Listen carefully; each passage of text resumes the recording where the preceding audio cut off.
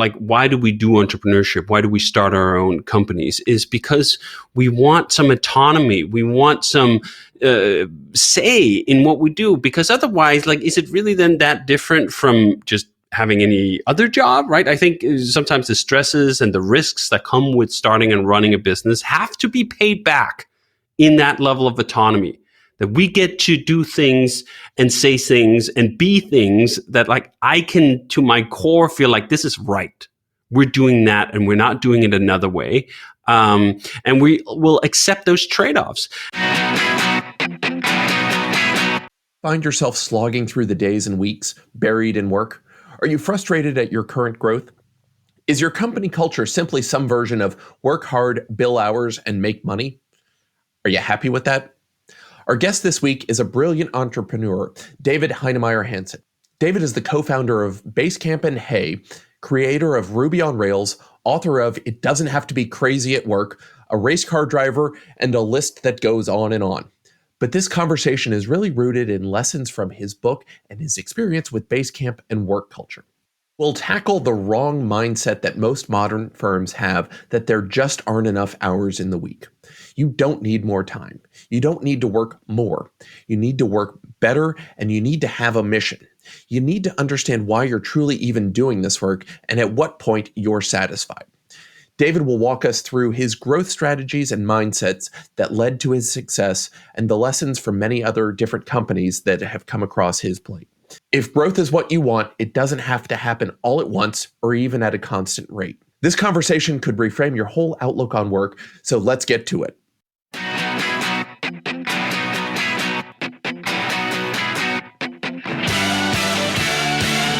I'm John Strohmeyer, and this is the 5-Star Counsel Podcast. The market for legal services is shifting, and lawyers who don't adapt will be left behind. This podcast gives you a competitive edge in today's market by sharing the client service lessons you probably didn't learn in law school or in law practice. Let's start the show. Hey, 5-Star listeners. Before we start, I want to tell you about our amazing sponsor, Smith AI.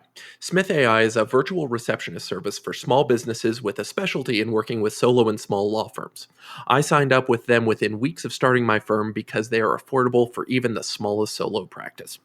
Their friendly receptionists respond to potential clients in Spanish or English, screen and schedule new leads, and can even take payments. And now they're answering calls 24 hours a day. So even when you're asleep, they're still working. Even beyond the phone, they've got live agents and chat bots ready to capture leads on your website, by text, and by Facebook Messenger. Smith's friendly gatekeepers can staff your front line so you can work uninterrupted. You can finally have the peace of mind that while you're working, you're not missing out on future work. Plans start at just $70 a month for calls and $100 a month for chats. Smith AI is offering a free trial, and our podcast listeners get an extra $100 discount code with promo code 5-STAR. That's FIVESTAR. Sign up and learn more at www.smith.ai. Don't let another day go by. Try Smith AI. Hey, David, thanks so much for joining us today. Thanks for having me on. So, David, I initially reached out to you because you are one of the founders of Basecamp, a product I use religiously in my law firm.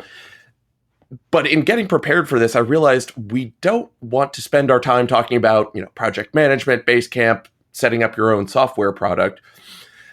One of the big things I really got out of the book, and even when I was going back through it, is a mindset on what our firm should be and how we can, as the title implies, not have it be crazy at work, but more importantly, enjoying more of owning and running a business without tying it to a specific dollar amount or some, magic number of zeros that will somehow bring you happiness. So there is a lot to talk about.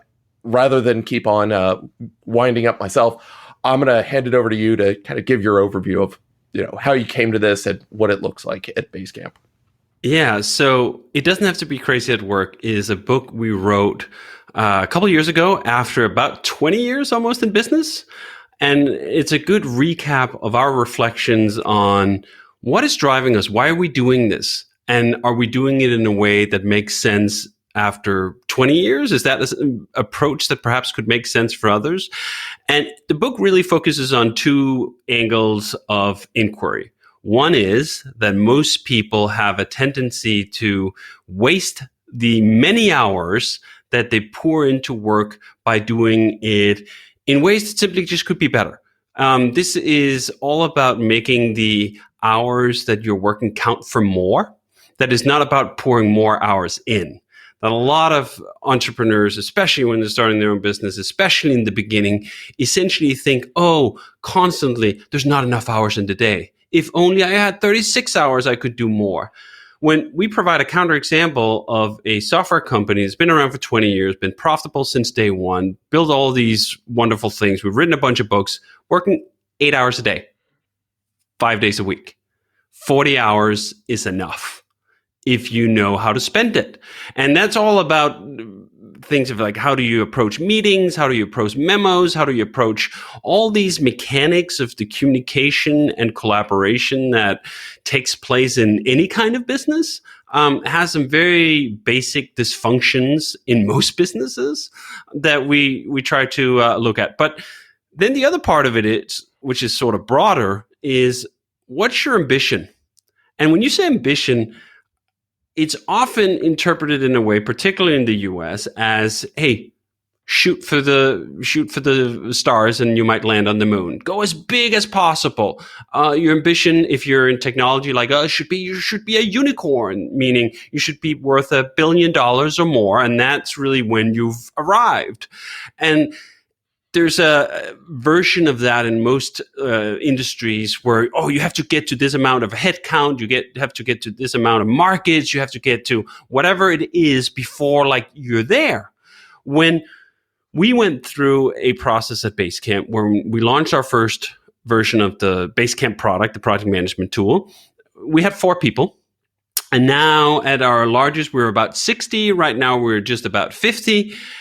And the steps along the way were wonderful steps. We paused at, I think it was 7 people for like 2 years. And it wasn't because we couldn't hire more people. It was because at that time, 8 people made sense for the kind of customers we had and what we wanted to do. And the book really tries to poke at, why is your ambition as a default grow as much as possible, as fast as possible, for as long as possible? Do you know what? There are other ways of looking at business that might end up making you happier, making your long-term odds of success better. Oftentimes, these crazy growth aspirations have a tendency to take on an enormous amount of risk, either because you take investment or because you take gambles or you do other things. You overreach, you overstretch in ways that ends up breaking you.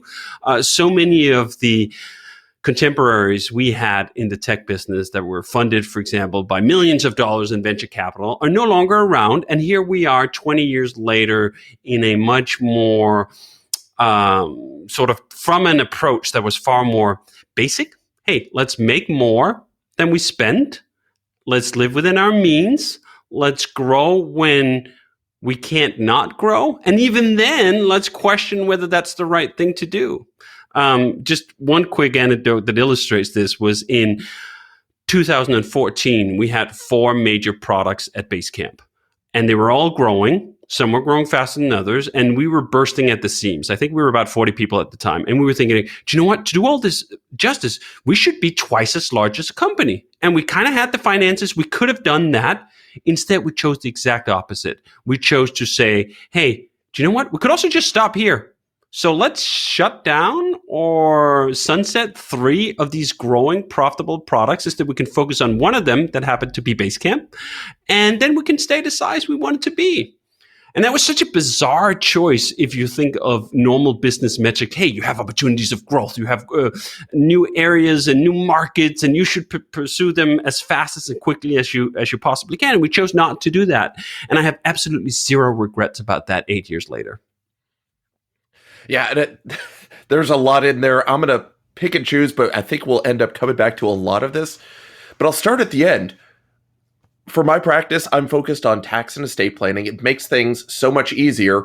I'm not worried about scrambling to get all sorts of new things. I can add little pieces here and there when it makes sense in serving the larger picture.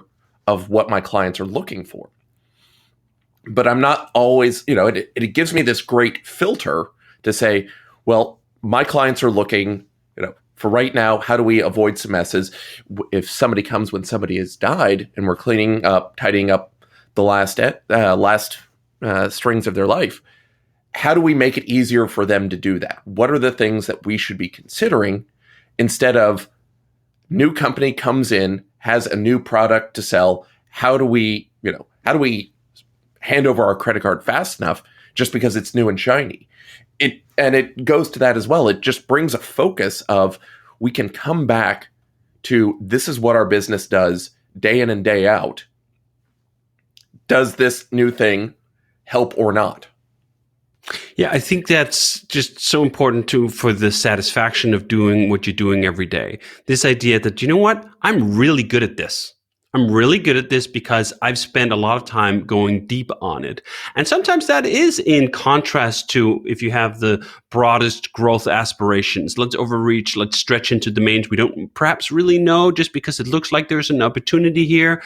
I've found running Basecamp over all these years that so much of the satisfaction I gain from doing this company is doing things at the peak of my ability. Doing things I'm really good at and stretching within that. And then realizing, you know what, there's a bunch of things we could do. Customers ask us all the time for all sorts of different complementary services we could have offered and that perhaps could have been profitable, but that our heart and our expertise and our interest isn't really in.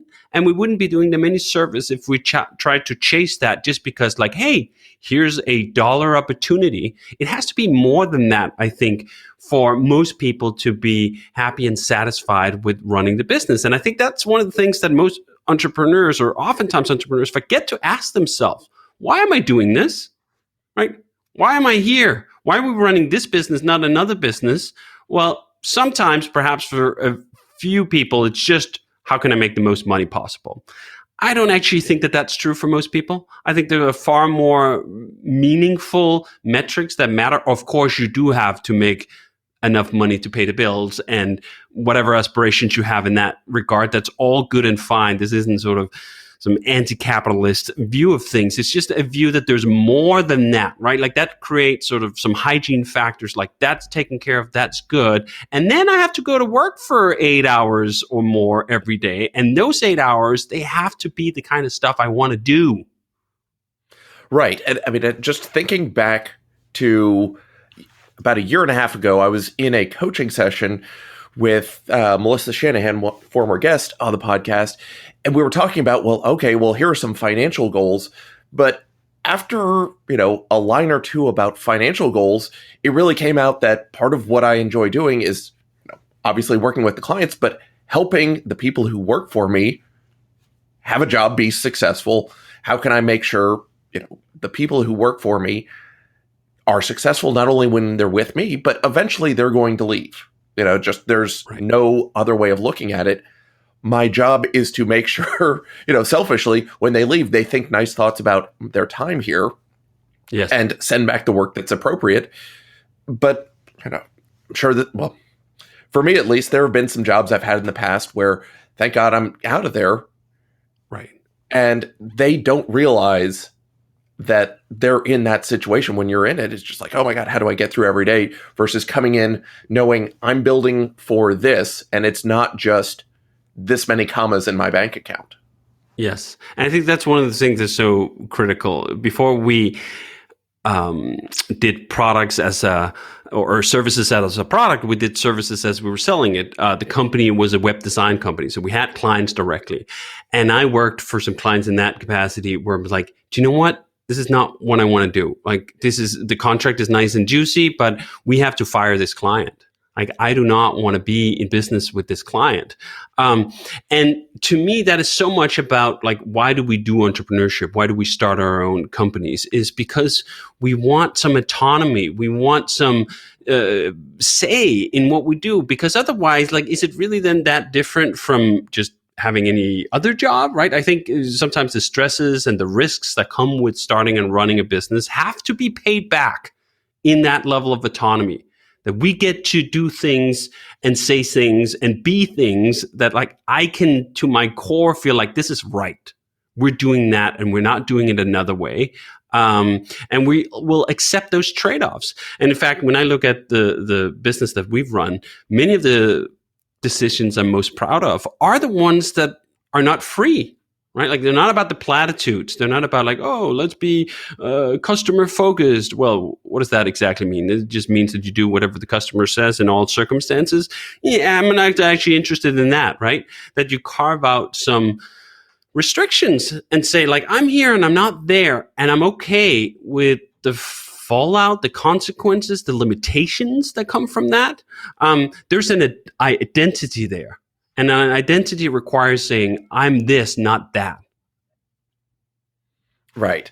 And it goes back and it brings focus to it, but it makes it easier to know this is what we do. But at the same time, getting back to the autonomy, before I went to law school, I'd spent 4 years working for the Four Seasons hotels. I learned how to take care of clients, customers, guests, whatever you call them, in a market that was wide open. Go to law school. Now I have this protected license. I live in my own little smaller castle protected by the guild. But even then, everything wasn't right. And there's still plenty of space to compete against the other firms to make sure that, look, I'm not going to be for everybody. The firms I was with weren't for everybody. We can all coexist. And at the same time, I've got enough clients who like the way that I do things that I'm not worried about it. And again, this is something that, to bring it back to the book, I saw again and again. We're not driving for to the stars growth. We can carve off our own reasonable chunk of the market and not be worried about being the market dominating behemoth and still be very happy. Absolutely. And I think that's one of the things that's so hard to actually deprogram yourself out of if you've been trained in traditional business school or MBA programs or anything else like that. That so much of that teaching is about war metaphors. Like we're battling our competition, we're fighting over the market share, we're capturing customers. It's got all of that language that leads you down a path of this zero-sum game that like I have to take for someone else for us to do well. And there's just a bunch of markets that are not like that at all, where there's plenty of room. And in fact, the market and the ecosystem is better when it's full of alternatives, because the more options there are, the more freedom you have to be to be less than all of it. Because Basecamp, our product, for example, it's not for everyone. There's a bunch of products that have come out, particularly during the pandemic, that are heavily on employee surveillance. They'll record employees' screens, they'll take screenshots of it, they'll create logs such that the kind of managers who feel a need to really scrutinize the every move of the employees they have, like they can be served by that. We went the exact opposite direction, despite interest from some customers saying like, hey, do you have these features that your competition seems to have? Like, no, not only do we not have these features, we have an ethical repulsion to these kinds of features. We will not let Basecamp integrate with software that works like that. And that's a stance you can take where you say, do you know what? We're not going to be this. I don't care if there's demand. There are other options. So the people who want that, it's not like, oh, if you can't have it in Basecamp, you can't have it at all. Go to some other sellers who want to do that. And I think you end up with a healthier market where there's some selection with some customers go to the vendors that really cater to them and speak to how they want to work. And then others will go somewhere else. And you can only have that if you have a rich, diverse market of different entrants that focus on different things. And this is one of the things, for example, that's been so troublesome with some aspects of technology recently is that when there only are two players, Google and Apple, for example, if you want a smartphone, you can't do that, right? They have to be everything to everyone. Otherwise, the whole world comes after them. It's like, why are you not doing this? Why are you not doing that? You should do it this way. You should do it that way. And those demands will be reasonable because people literally don't have other choices. If there were 20 different smartphone manufacturers and they each had their little ecosystem and there was actual real competition in that space, they wouldn't have to be twisted in all these different ways. So for me, this is the essence of healthy markets, a healthy economy. If is many different players each choosing a different tack on how they want to solve the business question, and then letting the customers who resonate with that come to them. No, it's something that I slowly crept in on in my own marketing. If you go to my website, you go to the attorney page, the staff, once you get past me and the folks who are working for me, at the bottom, I've put my 3 dogs as employees with titles and real bios.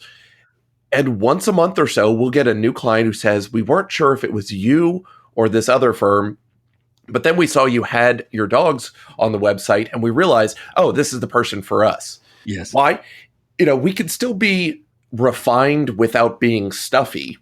And there's a certain amount of enjoying the work we do and not having to pretend that we have to wear a suit and tie every day just because, all caps, that's what lawyers do.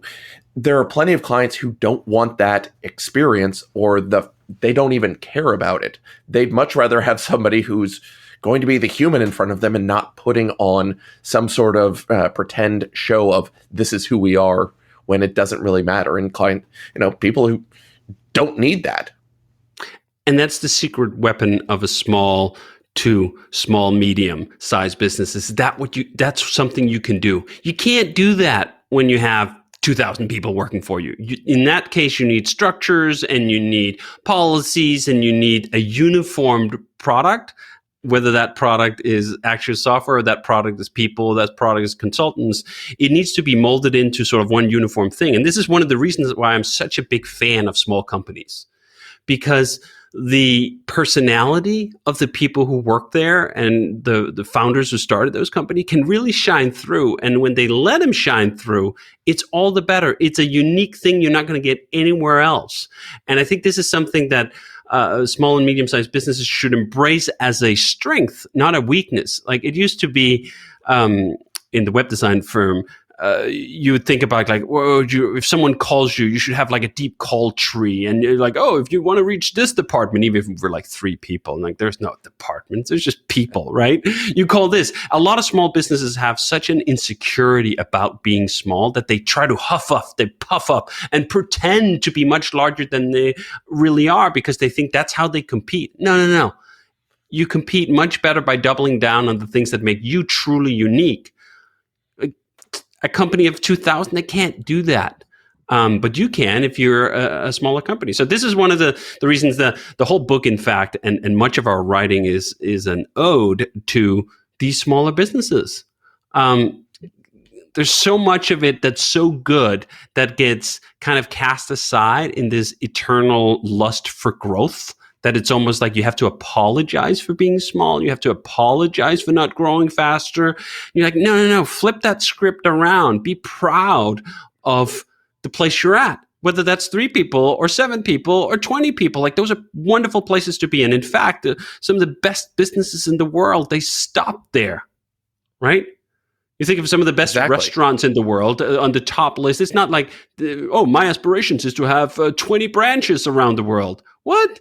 You can't have 20 branches of El Bulli or Noma or any of the other top restaurants, right?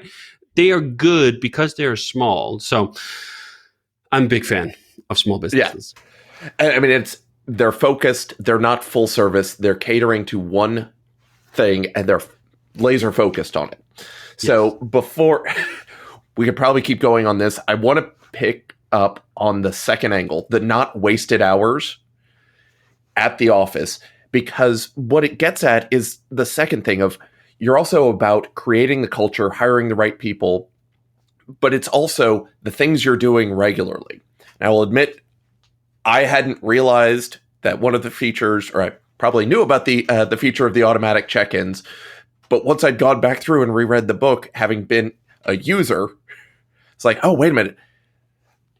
This is a great way for me to not waste everybody's time. And so rather than have me gush about it. I'm going to let you tell us how you actually use this and why you're doing it that way.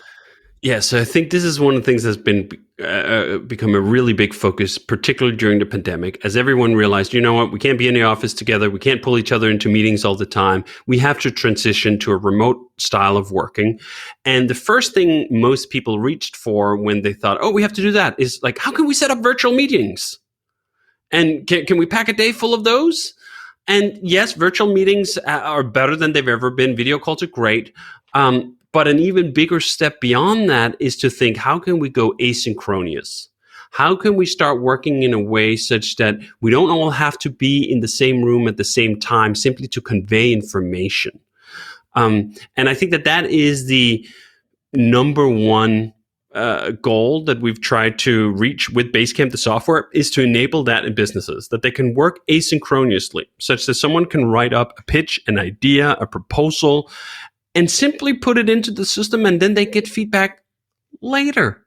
Most things are not ASAP. In fact, in one of our earlier books, we had a chapter that said ASAP is poison, because most of the time, the things that get the label ASAP could just as well be done tomorrow or even next Monday. And so much of it is self-imposed stress. One anecdote that illustrates this was I was dealing with two lawyers at the same time, actually. I was doing something in New York and I was doing something in Denmark. And I was setting this up with these two lawyers at the same time. We were doing this onboarding. One was a real estate thing and the other thing was actually a family matter. And the real estate lawyer in New York, on the first call, setting his own expectations was, okay, so we're going to do this thing and I'm going to be off on vacation, but I have my phone with me 24/7. If anything comes up, even on a Sunday, you just call me at 10 p.m. at night. And we're like, I'm sitting here like, we're doing a completely standard real estate transaction. There's nothing urgent about it. There's nothing special about it. I have not expressed any urgency. I've not expressed anything. But this lawyer thought that what he had to do was simply say, there are no boundaries. You can reach me at any time for any reason of any criticality. Now, contrast this with the Danish lawyer who I caught on a Thursday, and that matter actually had a little bit more urgency to it. And he was like, actually, it's 3 p.m. now. I'm half day today. I'll be back on Monday. Let's chat 10 p.m. or 10 a.m. on Monday.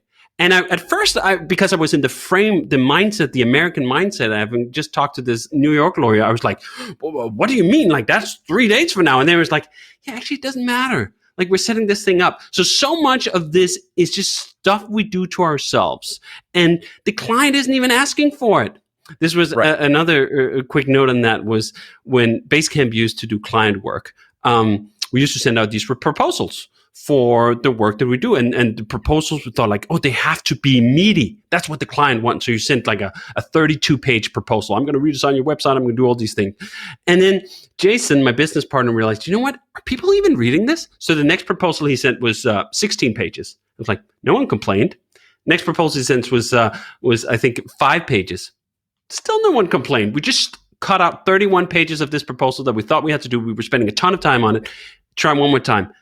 Next proposal, 1 page. Right. No complaints. Same customer satisfaction, if not even more. So much of what we do and how we act is from this imagined need that we see that someone could have with us that isn't even real. And so much of what we tried to do in this book is like, you know what? You got to take stock of that. Are you writing 32-page proposals when a single page could do? Which other parts of your business is like that? Which other parts of your business could you go from a 32-page proposal to a 1-page proposal and lose nothing in the process? In fact, your clients might be happier for it.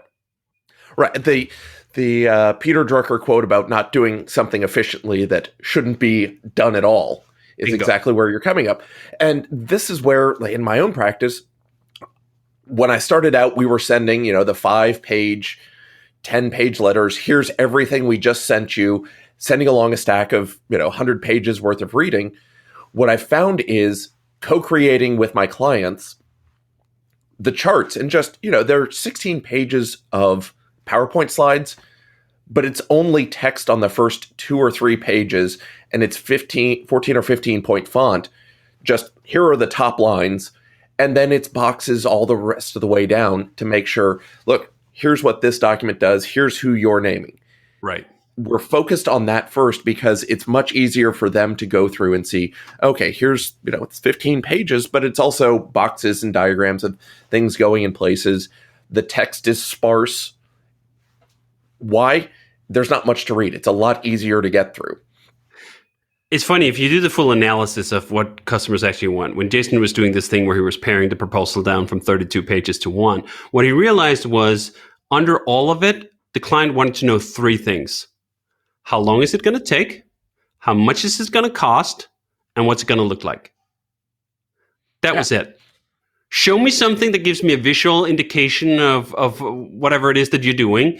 How long is it going to take? What's it going to cost? Everything else was filler. Right. The thought, and I've talked about this numerous times here for listeners, is the moving the needle for your client. They don't come to me because they have a legal problem per se. They come to me because they want the needle moved on something. As an estate planner, they want not a mess when they die. If you're going to a family lawyer to do an adoption, it's because you want somebody in there, not because you want to go to court for an adoption proceeding.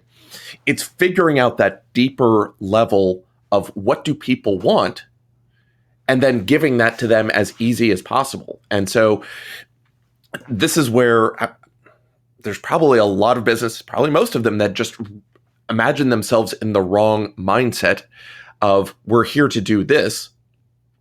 But when you can transform into this is what we do, you can see, obviously listeners can't, part of my Lego collection behind me. Yes, it's fun. I'm buying the physical item, but they've managed to, I'm buying specific models that reflect certain, displays I'd like to have. That's what they're going for. And it's, the combination of that entertainment, pampering, and fun that makes sense for them, for Lego to go for, where nobody's going to come to me as the lawyer and say, well, we want a bigger, grander, more exciting legal experience. It's, no, we want the problem, we want the needle moved on this problem. And if you happen to be nice, that's fine, which tells me, unless the client's looking for it, it doesn't make sense to invest in that over-the-top experience. And so much of it, I found too, comes from the same sense of insecurity as we talk about, like, pretending to be a bigger company, pretending, or not even pretending, trying to so hard to show off. I have expertise. I know lots of things. I've been on so many legal calls where lawyer would just drone on for 30 minutes about all the minutia it took to get to the point where we were interested, which was like, this is why I'm paying you, right? You're the expert. I mean, if I need the details, I'll ask you for it. Otherwise, like, I'm paying you because I trust for you to solve this problem for me.